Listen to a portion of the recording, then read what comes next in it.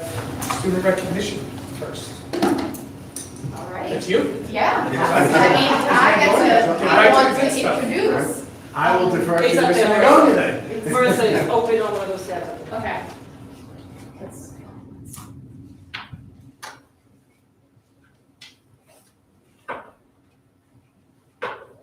Okay. So, hi everyone, and thank you to our crew that came out. I know that the board usually likes to hear from the kids more than us, so we just try to involve them as much as possible. The main thing that we focused on in the beginning of the year so far is student engagement and connection. Last year we did a club fair and it got really good positive responses, but it was a little bit later in the year. So this year we wanted to do it a little bit early, and we did. We were able to do so. We were able to get a lot of kids involved. No, not this, not this. This one's not. Okay, so at the club, in total, just so that you know, we have over 30 clubs. I always joke because every year there's a new club and the kids bring me all of their forms and signed petitions and everything that they want, and they pitch it. And we basically then come and say, Carrie, can I run another club? Look at all this stuff that these kids have brought to me. And over the past few years, we have run a new club every year, and it is completely student driven. So the club fair, in my mind, the kids are excited to present. We, the advisors, help organize, set it up, but the kids really are the ones that run the tables. They set them up. I have some pictures up here so that you can see, but it's really a great event. And because I don't want to talk about it too much, I have Molly here. She's going to talk about it, but I'll just show you a couple of the pictures. So we had it in the beginning of October. Now, one of the things we have so many honor societies, which is amazing. We have 9 honor societies. Not every school has those. So what we do for the club fair is just to kind of give everybody an idea. You do have to be eligible to get in. So we have one table set up with all of the different pieces of information, like kind of like a brochure for each one, so everybody understands how it is that you get into these. So it's something to aspire to for the younger kids. And it just kind of is a little bit more of like an informational table, whereas the other ones you're trying to get kids to sign up and be involved. Our robotics, so I threw a couple more pictures on the robotics one because they just had their Hollow Hills event. They're doing a really great job. They have about 30 kids involved, which is great, but also at the club fair, they were set up and it was launching balls and things like that. So it was a full event. Which I love to see, the kids love to see. I just had to make sure that the balls were staying in the one area of the gym. Our band, we have a lot of extracurricular music. So sometimes it's hard to have them set up as different tables. So we just kind of put them all in one section, and we have a lot of different things for our students to participate in. We even now, I know some of us know very well, we even have a group of kids who have created their own band, and they come and perform at our events, which is amazing. Yeah, it is amazing. I could throw a ton of pictures on here. I didn't want to go too much. So this is kind of the setup of the day. We have tables set up, the kids run them. They make the pictures, this is our newest club, CM Studios. So this was one that they actually created a video. So it's a film club. They created a whole movie, and it only was approved the week before the club fair, but they were on overdrive to make sure that they had a table. Once they found out they had a table, they were very excited to be able to station there, and they had a whole setup. They actually made a video beforehand with showing it. They had a QR code. They did, the whole 9. So I'm really proud of the kids. So again, I'm just gonna go through a little bit. Our Diversity and Inclusivity Club had kind of an interactive table. So some of the kids would write inspirational things on the butterflies. And then what that club did is there is a bulletin board outside the guidance office. And so now those things that kids have written are up in the hallways now. So that's something that, came from the event. Weight room club always gets, did you get up there, Molly? No, you didn't get up there? All right, I didn't get up there either, but We did have a lot of kids involved, our friends and buddies, our future teachers. Game On, this is a newer club, Game On, and they are playing games. The amount of games that they had set up here, right? It was very impressive and entertaining. It definitely gave kids a lot of things to do. And they were able to grow a club that just started, and it's already become such a interactive. There's a lot of kids that are going to the meetings after school, so it's very cool. Do you want to come up, Molly, and give them the student perspective of why this is a good thing that we've done? Yeah. This is Mom. Hi. You're right there. You're good. You got it. No pressure. You got it. I really like the club fair because I met a lot of people I definitely wouldn't have talked to if it weren't for the fair. Kids like above my grade, below my grade. A lot of new freshmen signed up for clubs that we can carry them, and the clubs don't really get a lot of recognition outside of the fair, so it's a good way to start. New things, they already got involved. We did a bunch of cleanups for ECOLOGY, and we have a bunch of meetings after school on different days. And you can't just join one club because kids with similar interests tend to like join a bunch of them. So then you make a bunch of friends from joining your clubs together. Really something fun to do.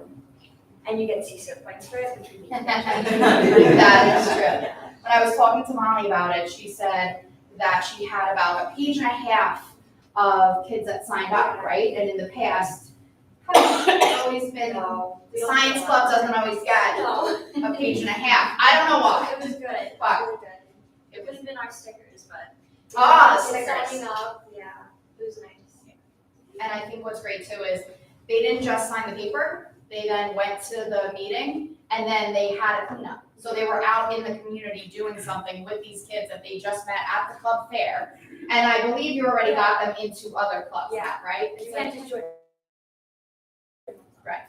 Okay, look at this one over here. This one's cool too. Yeah. All right, well, thanks, Mom. Thank you. So Katie Foreman, the assistant principal, is going to talk about brunch. So there's basically three parts to our student recognition. One is the club fair, which Molly did a great job of kind of giving the student perspective. We're going to talk about brunch, and then we'll talk about the turkey trot. And basically all of it is about getting kids involved and connected and as active as possible. Right, so brunch we started the week after Mental Health Week. We did that strategically. We pushed into psychology classes and talked about how mental health and exercise went hand in hand. And then this is something that I've done in the past in my previous district, but I knew that I wanted to bring it here because I've never seen such a supportive group of people. And besides that, Jared Buckmer is heading this, and he is amazing. This is also something that he's passionate about. He has a training history. During COVID, he did amazing things to help the mental health of athletes within his own facility. So I knew that he was going to take this and run with it, and he did. So I'm going to have him come up and explain a little bit while I just have some pictures. All right, hello everybody. My name is Jared Volkmer, for those of you who don't know me already. So like Ms. Warren was saying, what she has done in the past with this brunch program at her previous school, she wanted to bring into St. Bridges. So when she was talking to this about me, talking about this program with me, I thought, it's a great idea for us to implement right away here in St. Bridges as well. Because, when we think about movement, right, we see movement everywhere, movement in our brains, movement when we're walking or just doing things, but when kids are just sitting down, not doing anything or not moving, how that really affects our body, our mind, and our spirit. So the whole part of this program is to get kids out of their seat and just move around. And I think what's really funny, coincidentally, not from just my own classroom, but from other kids speaking to me and everything, their number one complaint so far this year is their lack of movement, which I was not expecting that answer. So, we've had this for about a month now, right? And, the kids, as soon as they see me walk into the lunchroom, are like, all right, it's time to go outside, it's time to move around. So the research is there, how it benefits our mind and it benefits our physical health as well. And you know, the kids, like I said, they really look forward to, you know, just getting outside, getting a big, you know, fresh air, that's what I'm trying to say, fresh air, some sunlight, and, you know, just getting up out of their seats, so. That's great. We have, you know, also we're trying to change some of the things that are going on, right? So we have a lot of different students that want to maybe do laps in the hall, right? Which can obviously be a disruption to the, you know, academic time. So we thought that this would be ideal for those students that do need to move, right? Where maybe they're in study hall 1 or 2 periods, you know, too long for them. So this allows them to get up, and then we can show them the connection and be able to discuss it with them and how it can really help their behavior and their focus for their next classes. So it gives us that opportunity to connect and also explain the benefits for them personally. Yeah, I think just to touch on that, the big philosophy that we're trying to preach is movement is medicine. So when I first initially went into the lunchroom, I really wanted to see the kids who were maybe, you know, sitting by themselves or they're just really attached to their phone. And I think it's a good way for me personally to even connect with those students, because maybe, you know, they're sitting alone because maybe they just don't have anybody else to sit with. So I felt it was important for me to swoop in there right away just to bring that kid outside. And then, you know, I got to create a special connection with some of those students. And you could start to see how, like, even when I pass them in the hallway, we wave at each other, give each other a high five, just say hello and everything.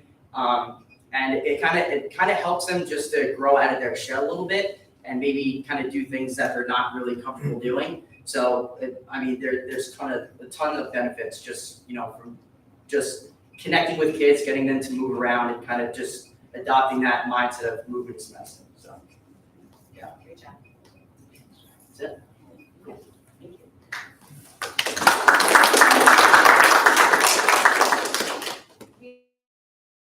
We also have been using it in classes, like I said, with psychology, that once a week they've been joining us, so that's the picture on the left. We did start it as far as restorative practices as well. So different students that might have goals where we're trying to keep them on a straight and narrow path, where they were able to join us, and this started, I want to say, the second week of school, and we've seen really a great response in them, both academically and behaviorally, and where they're now able to help other students and be peer educators in that sense as well. Okay, I'm gonna have the girls come up. So this is Sophia and Gabby. And they're gonna talk about our first event, which is gonna be Friday. We had a group of children that were trained, upstanders training, about a few weeks ago, right? Yeah. We took the boys lacrosse team, the girls lacrosse team, and the peer education classes. And the reason we did that is ultimately they will be working with the Riptide team in the future. So they received training on different techniques with peer education. So this was their first event that they're going to be working towards. So they went into classes this week to talk about their turkey trot event, and they're also going to be helping on a whole different level where they were able to work with our partner, which is Seaville Running Club. And they are working with setup and, to promote community and also assist local shelters on the island. So they're just going to talk about different things that they did right now. Go ahead. So we first started off by, it was a whole day training, and we got trained by these professionals, and they taught us about a bunch of stuff. It was anti-vaping prevention, it was kind of how to peer pressure your friends into doing good things, kind of like the turkey trot, because it's kind of a way of good peer pressure. And Mental health awareness. Yeah, mental health awareness. We kind of also played this game where we learned a little bit about everyone's backstory. It's called Cross the Line, and it was good to just kind of know that you're not really alone. Everyone's kind of going through something on their own. If we got to know our classmates and what they were going through separately, not judging a book by its cover. We played a lot of games. Yeah. And then we went into the classrooms and basically told them about the turkey trot, what it is, how it helps families, and it helps families because just by you participating, it helps people who aren't able to afford turkey dinners, dinners on Thanksgiving, which is a really good thing to do. And we we kind of pressured them in a good way to sign up. Sign up to do it. And to do it. To do the work. And we got, you said 261, right? Yeah, 261 people signed up so far. And this is happening Friday, November 18th. Good job, guys.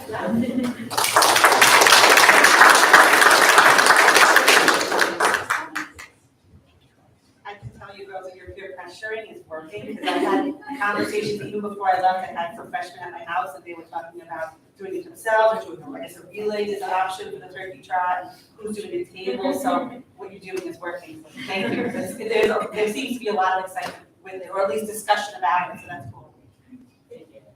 And what I think is the best thing, like if you look at all of this, it's so student-led and student-driven. Ms. Foreman and I and some other teachers could have pushed into classrooms and given a talk about the turkey trot, but I don't think we would have gotten 261. So I'm proud of you guys for taking a risk, because you got to go into classes and be like teacher, right? And talk to kids, and it's not always easy. So maybe you give your teachers a little bit more, you guys are good, but give your teachers a little bit more respect. But I just think that our kids going in there and doing this themselves, and then us kind of like following their lead is awesome. So I'm very excited for Friday. I'm very proud of you guys for doing that. And I'm very thankful for, everybody involved, even with the brunch stuff. Mr. Volkmar is leading it, but when he makes that connection with a kid, that kid is making connections with other kids also. So it's really bringing everyone together for like positive things. So thank you to every high school person here. Thank you for coming and getting to brag about us a little bit, because we like to make sure the Board of Ed really does support us in so many things that we want to make sure that they know what it is that's going on. Even though they hear about it at the dinner table, we want to make sure that everybody knows, even if it's not going on. Right, thank you guys.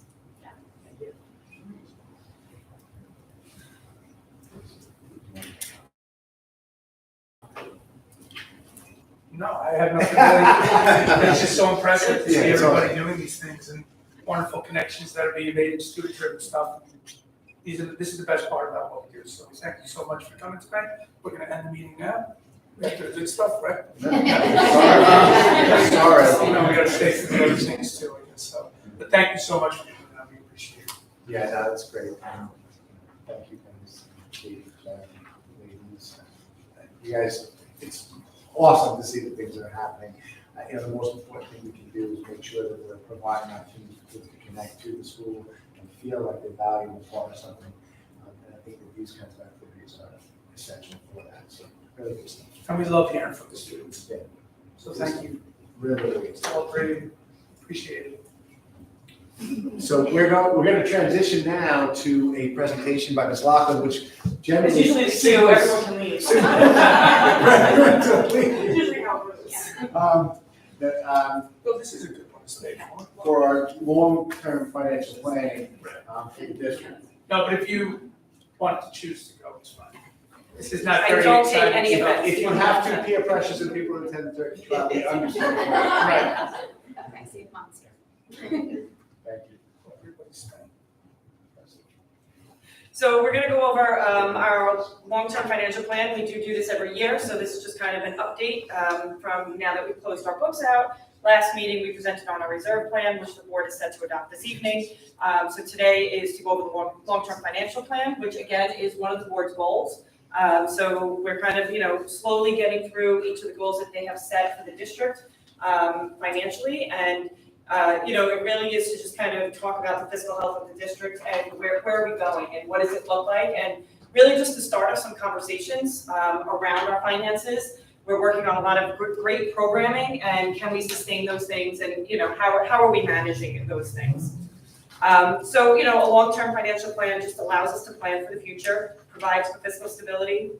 The controller is really recommending districts start doing these more and more, and that become an adopted plan by the board. So we will have a full document that will be shared with the board. It's almost complete. It's about 15 pages long that really goes into depth about what the long-range financial plan is, and once it's adopted, it will be posted online for the community to read as well, and kind of just really to get involved on the budgetary and the fiscal side of the district. as that's how we are able to do a lot of these things, is to make sure we still have that revenue coming in so we can support the good things for the students. It provides for transparency for the community as well, so you know where your tax dollars are going. We receive most of our revenue is from our taxpayers, so it's just good for the community to understand how that money is being spent and what's happening. So this is just a quick overview of the revenue, and this is current year, going back as well. So the years at the bottom is the year end, so we work over 2 fiscal years, so 22-23 is that last column there. And it's just showing that most of our revenue, as you can see, the 65% in the pie chart is local revenue, that is our taxpayers. And then about 34% is coming from the state. So we rely heavily on our taxpayers as well as some tuition payments that we receive from local districts, really to keep our programs running. This year and last year, this year, and next year, we're getting foundation aid, which is a larger influx of state aid that we'll be getting, and we anticipate that coming forward. The formula is running, and we'll start seeing that money's run properly based on our student population. So we should start seeing the state aid start increasing, which will help offset some of the taxpayers' contribution to the district. On the expenditure side, most of our money, as anticipated, is to salaries and benefits. All of our teaching staff, our paraprofessionals, our buildings and grounds, it takes a lot of people to run a large operation. So most of our expenditures are over there onto that side of things. So our 4-year financial forecast, a lot of people say do a 5-year. I don't like 5 years, I like 4, because the further you get out, the less accuracy you have in your projections. So I always do a 4-year projection. We have a year and a half left of federal stimulus money. We got HRSA money, ARPA money, CARES Act money.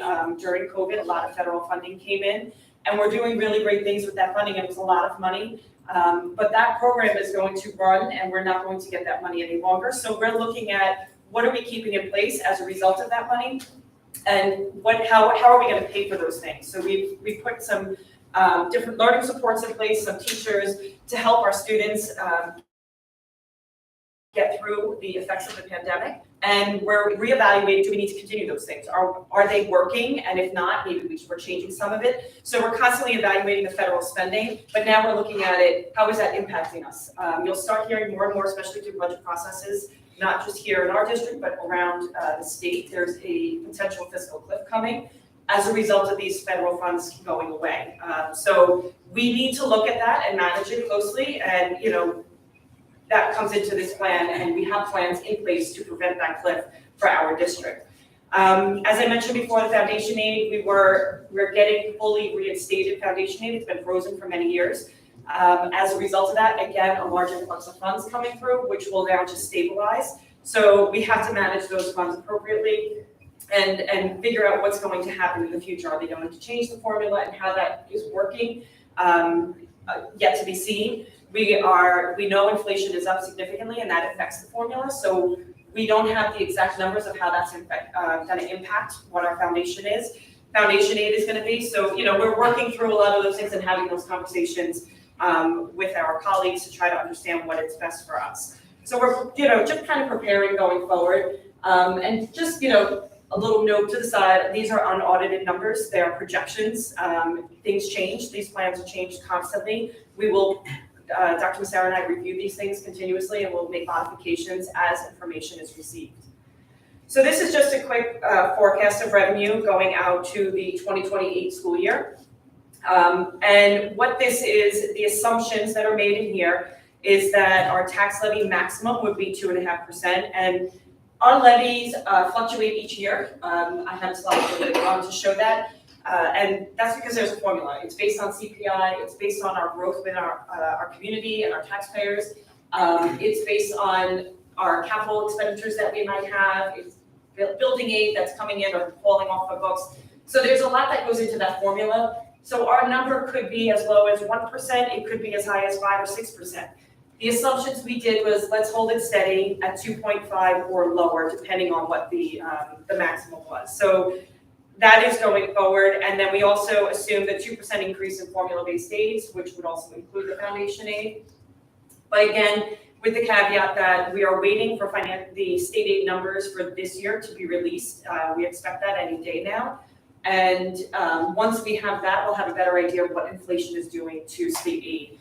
And then I'll be able to work with some of my counterparts to start projecting that out. So we do anticipate our foundation aid number to change, which will also change how our revenue slides look a little later on in this presentation.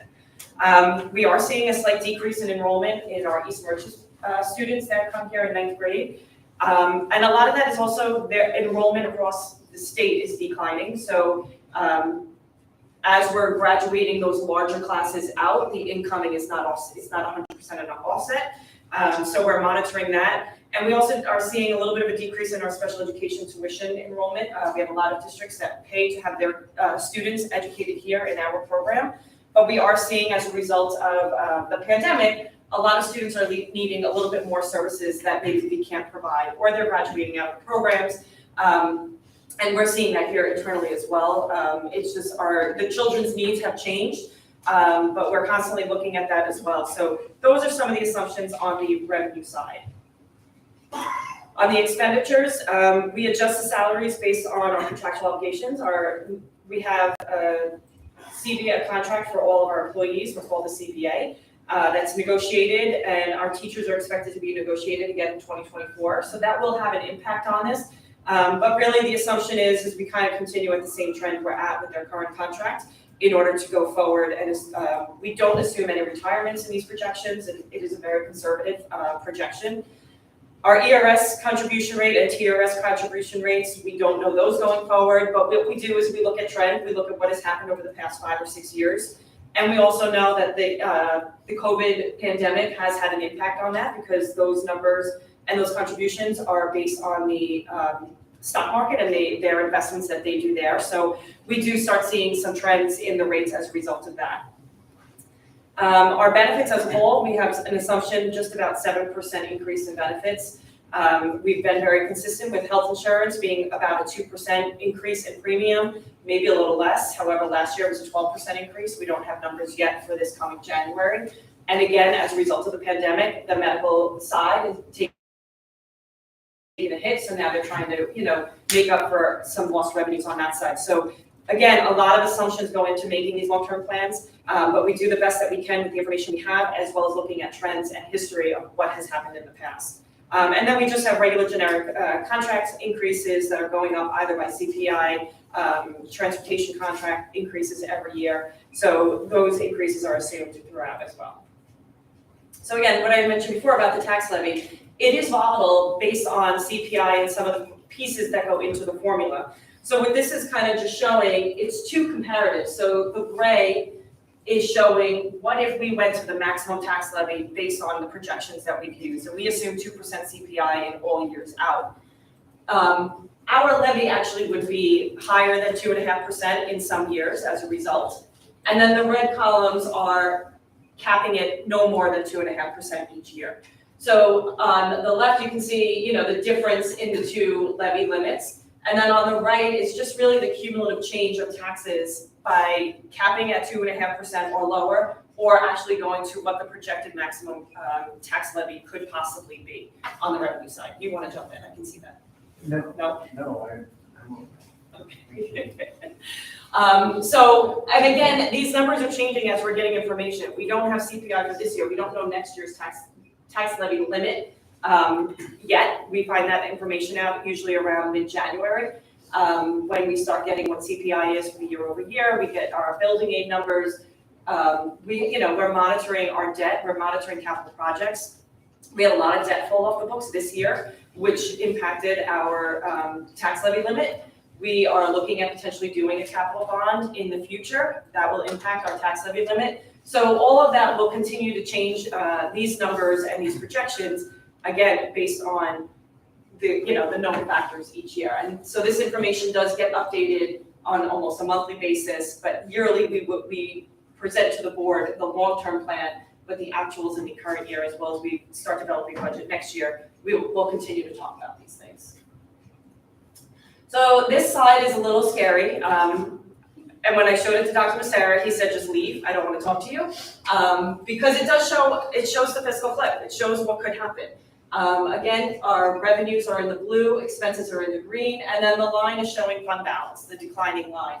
And it's just showing that if we don't tax more, if we stay under the 2.5% of the levy limit, we would start needing fund balance to support our program and slowly diminish our reserves. And then on the other side, you can see if we were to go to what the potential maximum levy is, our reserves don't fall off as much and we're able to support the programs a little bit more going forward. So again, this is just opening the conversation. It's taking a look at, this is what could happen, this is worst case scenario. But now what we're doing is we're having the conversation in administration, how do we not do this? How do we fix this? How do we prevent going on that cliff? How do we prevent using our reserves? How do we not go to a levy that's higher than 2.5%? Sticking to the board goals and of the community under, there is still that belief that you cannot tax more than 2%, where 2% is only the CPI in the formula. So it's having the conversation, it's informative for our administration to understand, here's worst case, here's where we can go, but what are we gonna do to prevent it? So those are now the conversations being had in order to prevent a fiscal cliff and as well as make sure we're not putting a larger burden on our taxpayers. So again, just in summary, this is projections. It's a summary of what could happen. It's surpluses and deficits that are out there.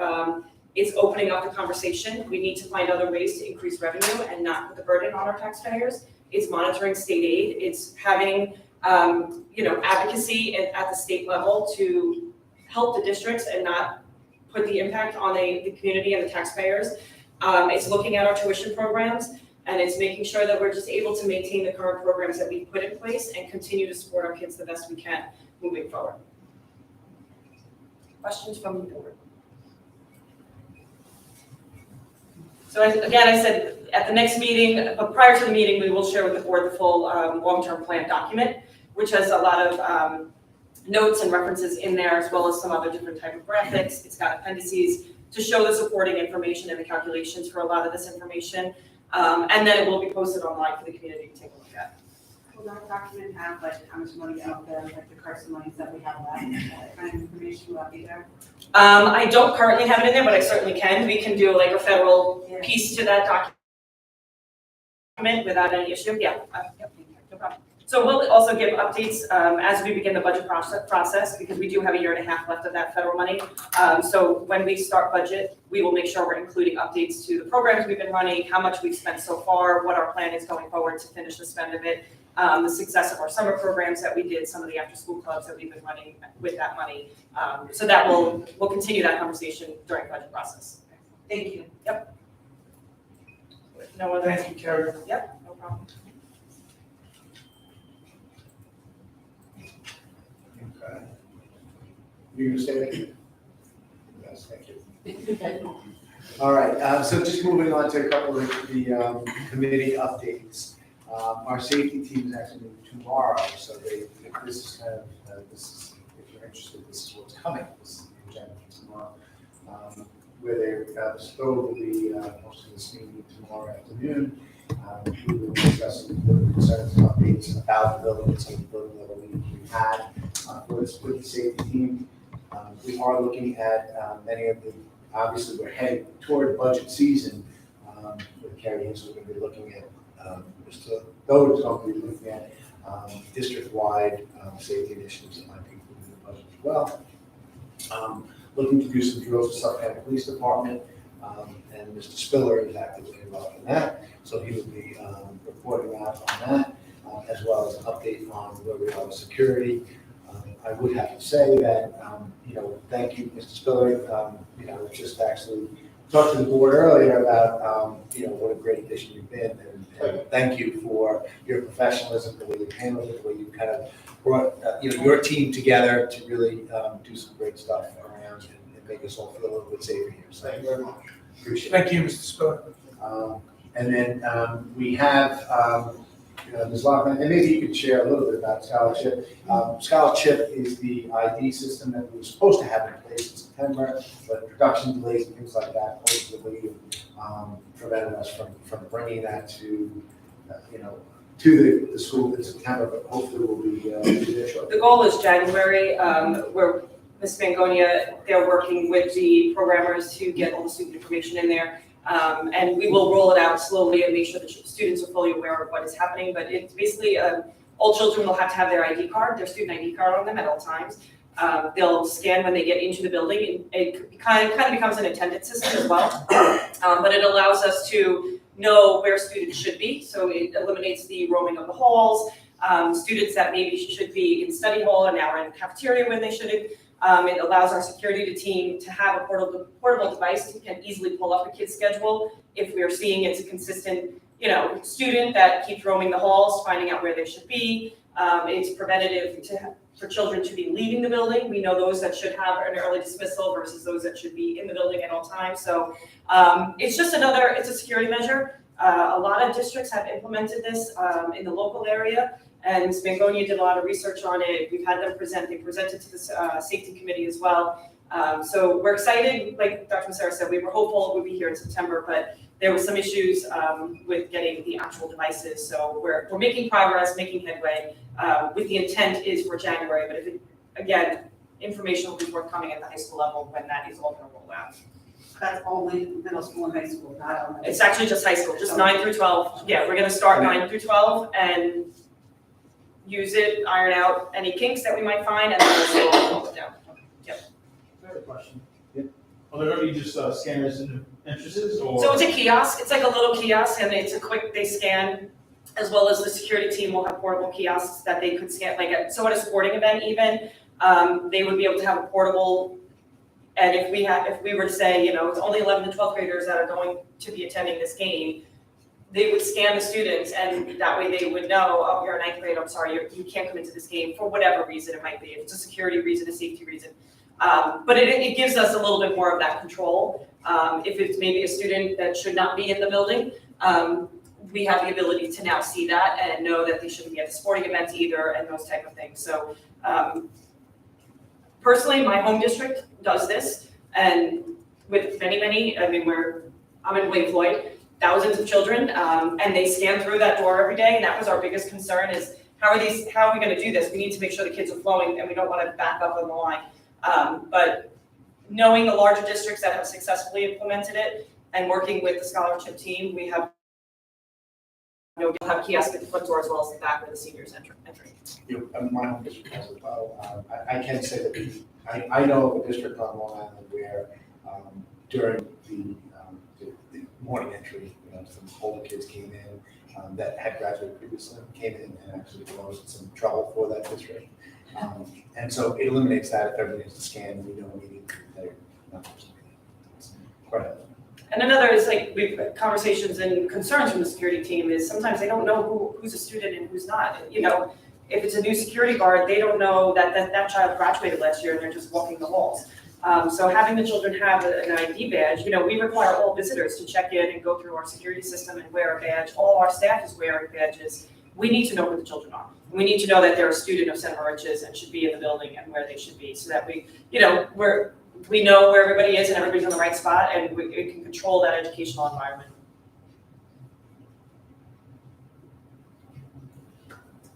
DEI? Go ahead, Chris. So the DEI, the Diversity, Equity, and Inclusion Committee met on the 3rd, and I apologize for those that thought we were going to meet the week before. We had a conflict with the high school that had an event, perfectly fine, especially considering everything that you guys do at the high school, which is fine. So we did meet on the 3rd. We had a really good discussion. The theme around that meeting was cultural competency. So we began the meeting, as we do every meeting, with the DEI liaison giving the opportunity to kind of give a brief summary of some of the work that is being done at the elementary, middle, and high school. We then began a conversation regarding cultural competency. We looked at a video. I showed the video of Dr. John Hattie, who's an educational researcher, renowned all over the world, written about 20 books on education and assessment. And we looked at his perspective regarding cultural competency. That bridged into a conversation we had as a committee, something that we talked about last year, and something that Ms. Swansky kind of brought up in our committee meetings last year in terms of what are we doing as a committee to sort of expand the conversation around cultural awareness.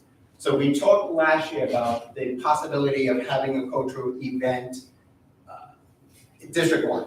So that is something that we began the conversation about at the last meeting, at the November 3rd meeting. I generated a Google document so that we can share it as a committee and allow every committee member to engage in the process and give ideas, and we would collaborate regarding what we would like to do in terms of how that will shape up. We talked about the professional development plan associated with DEI. We then looked at, and this is where the trend kind of tied in very well, because something that I have to commend Ms. Magonia and of course Ms. Foreman, the work that they're doing at the high school in terms of the climate committee. I wanted to bring it to the attention of the DEI committee, because I think it really is connected very well with some of the work that we're doing. The climate committee, it meets on a monthly basis at the high school. They look at ways that they could beautify the environment for staff and students, ways that they can include diversity and inclusivity and make it a lot more welcoming and affirming to the cultures that exist within our society, within our district. So I brought that sort of conversation to the committee because I wanted to kind of bridge that tie with the high school and the DEI. The last thing we talked about is we're trying to do community partnerships, and we have a committee member, a high school art teacher, Dan Cadrego, on the committee. He is Partners in Education, Arts and Community Empowerment, which is an organization that's pretty much housed in Patchogue that does a lot of art associated events and activities around diversity and inclusivity. We actually have someone from that organization coming to our next meeting to kind of speak about some of the partnerships that we can have as a district with peace. Our next meeting is actually scheduled tomorrow. So we are meeting here at 6 p.m. and there is a draft of our minutes, and the reason it is listed as a draft is because I have to show it to the committee, get the approval, make sure that I identified the conversation and I outlined the conversation correctly. And once it is finalized by the committee tomorrow, we will post it on the website under the DEI tab in the district committee. All right, thank you. All right, and legislative committee, actually we met today. I would encourage people to join the legislative committee because we are slightly light, as in 3 people. So it would be good if we had more people and more participation. So if anybody would like to join, you're welcome to. We looked at, I am the co-chair of the Suffolk County School Superintendent Association Legislative Committee, and we shared I shared some of the priorities that they had in terms of advocacy in the coming year with the group. We talked about the Long Island Educational Coalition does a budget impact survey, and that basically talks about all of the different things and budget trends within the county and how school budgets have been impacted by some of the funding sources. We discussed some of the local priorities, lots of interest in some of the things that we can hopefully be advocating for here. We're talking, Dr. Meyer and I are talking about some really cool projects that we'd like to see in the high school with Ms. Mangoli and Ms. Warming to look at some programs of sustainability in mind and building some curriculum around building more curriculum around sustainability and some projects we can do that may require us to reach out to some advocacy and try to get some support for those. There are also some advocacy opportunities coming up. National Suffolk School Boards, I know Ms. Dench and myself, and hopefully a couple of the board members may attend an upcoming meeting on December 8th. We're just kind of looking forward to moving along with this committee and trying to accomplish some good things with Sun Merchants. Other than that, that was a great thing. Yep. We are moving toward the winter sports season, which is kind of neat. Looking like a lot of really good participation in our winter sports teams. We will be inviting athletes from the fall season to come in to celebrate some of their successes in the coming meeting. In an upcoming meeting. So more to come on that as well. So yeah, thank you. Great. Thank you. Questions and comments regarding tonight's agenda? All right, there's a public question session at the end where you can talk about anything if you want. We just ask that you sign up. Is it out there? This Yep, It's on the on the table. back table is With a a pen. clipboard with a pen this time, if you wanted to sign up to speak at the end. Board of Ed is asked to accept the minutes of the following meetings as prepared by the district clerk. Minutes of the meeting of the Board of Education on November 2nd, 2022. Motion? Motion. Second? Discussion? All in favor? Yes. Motion carries 4-0. Financial reports. Be resolved that the Board of Education, upon the recommendation of the Superintendent of Schools, accepts the following financial reports. Internal Claims Audit Report, October 2022. Budget transfer, 1 page. Motion. Motion. Second. Discussion. All in favor? Yes. Motion carries 4-0. Voting. Okay. Consent agenda. Be resolved, the motion to approve the consent agenda items 9A through 12B. Motion. Motion. Second. Discussion. All in favor? Yes. Yes. Yes. Motion carries 4-0. Thank you. Consent agenda personnel. Be it resolved that upon the recommendation of the Superintendent of Schools, the Board of Education approves the following resignations. I don't know why I did that. That should have been in the, Yeah, that should have. ignore that. You're up to. I'm doing You really want to well. read the whole thing? We already did consent. So we're all the way, Go back to 13. one of these days, I will figure out these. Yeah. Yeah. That was through 12 days. So general public comment. Yeah. General. Did anybody sign up? It looks like. I think it's. Yeah.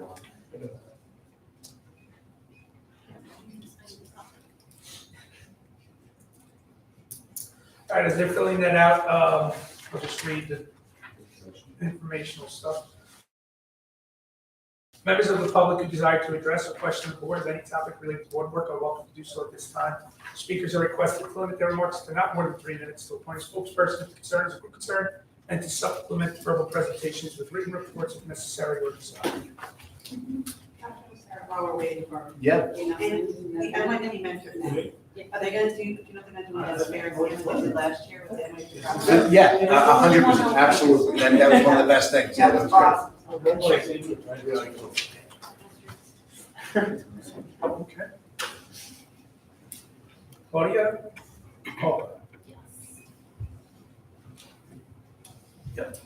Okay, so my question is found my email that I sent to everybody, the board and you guys, right? What you guys are gonna do with the kids, especially for the IB kids? I'm talking about the kids that are going for the full diploma year, not that are taking 1 class here, 1 class there. I'm talking about 6 kids that are in school left right now, going for the full diploma. I'm sorry, what are you asking? What you guys are doing for those kids? What are we doing for them? Yes. Well, I mean, first off, I'm so proud of these guys. I mean, you know, the work you guys are putting into it is extraordinary. And, you know, setting the bar high for yourselves. And, you know, I think part of the IB philosophy is just that, is that what kids should be doing is they should be taking control of their own learning and their own lives. And being a part of this in and of itself is something that we're creating an opportunity for them. I think the question that you're asking is about the cost of the exams, is that what you're asking? Yes, basically it was my email was Right. because we got the letter saying that we have to pay for each test that the kids are taking. Now, it's been covered by the school, all the AP tests, okay? A lot of kids are, like you said in your email, are not showing up. So regardless of they're showing up or not showing up for the test, this district has to pay for it, okay? Correct, yeah. I totally agree, but I think this 6 kids that they're going for the IB program, though, they're not the kids that are not gonna show up at those tests. It's certainly not a question of whether or not the money is well spent for them to be able to take these tests.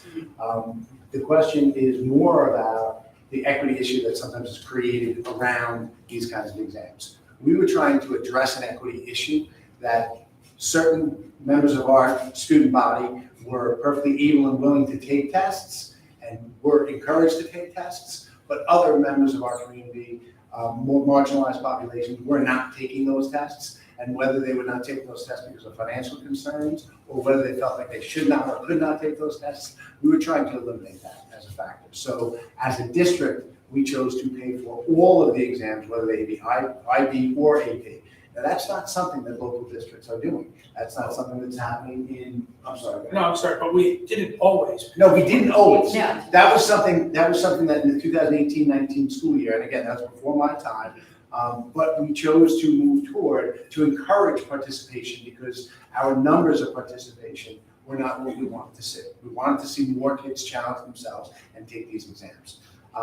And again, when you take these exams, in and of itself, it has the potential to create opportunity. Down the road, it creates opportunity because there are college savings. I mean, you know, and I can speak from experience with my own children.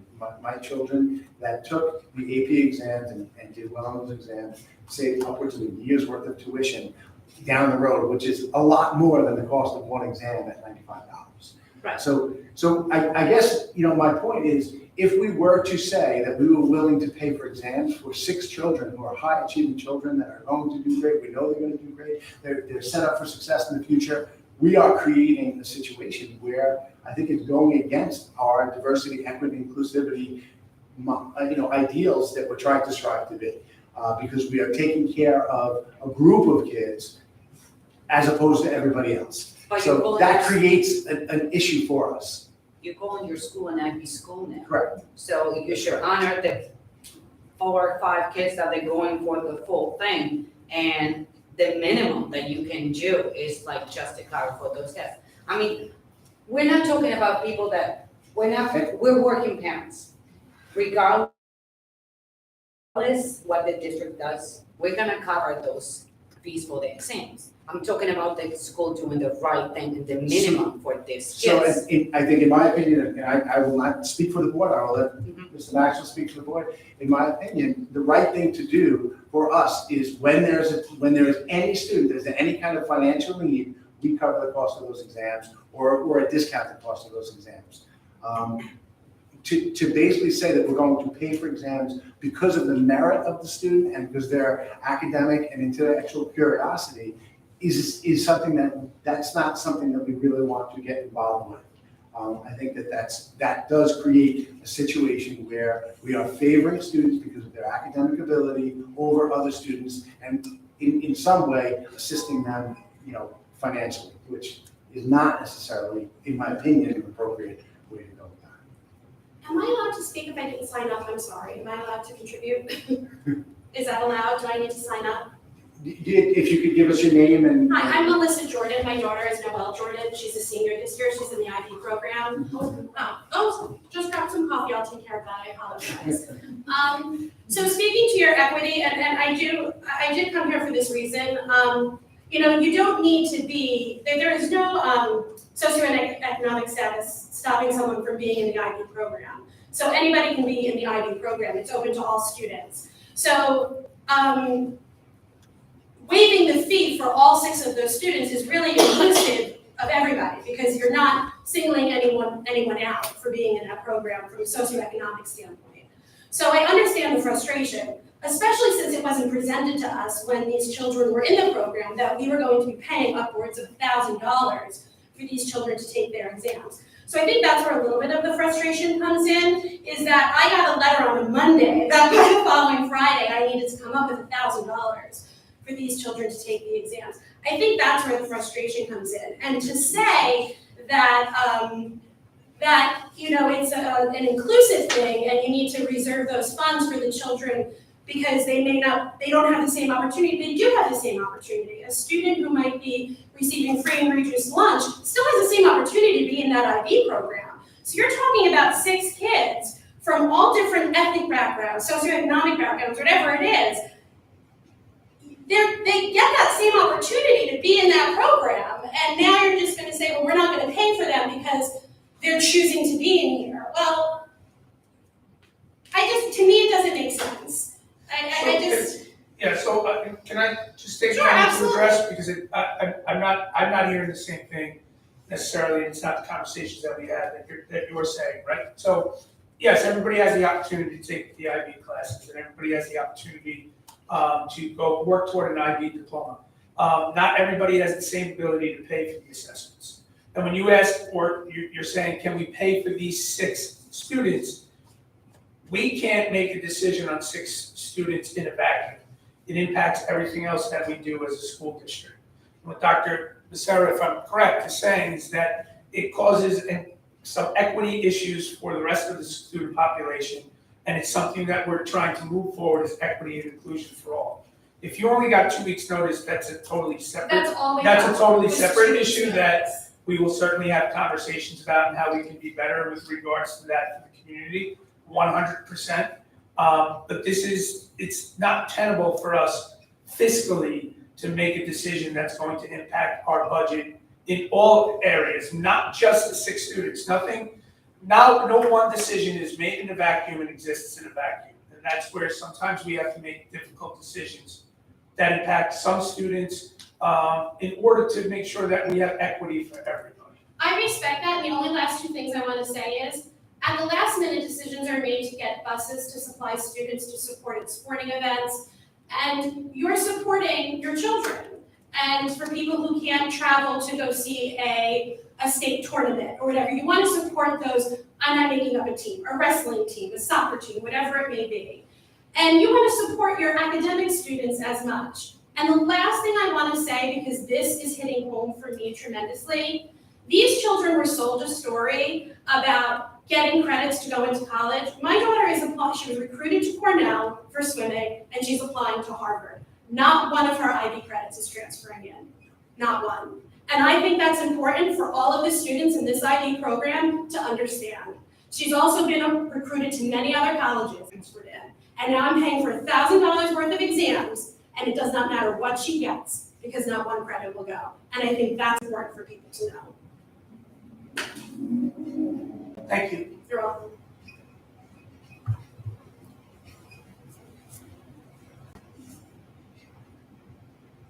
Good? Yeah. Thank you very much. We do appreciate you coming and hearing from the community. And if you do have any other concerns, please feel free to email, call. Dr. Becerra is always willing to meet with everybody. So we appreciate you coming out and having a conversation tonight. Our next meeting is December 14th at 6 o'clock as exec. Action meeting is approximately 7 o'clock right here in the boardroom. Motion to adjourn.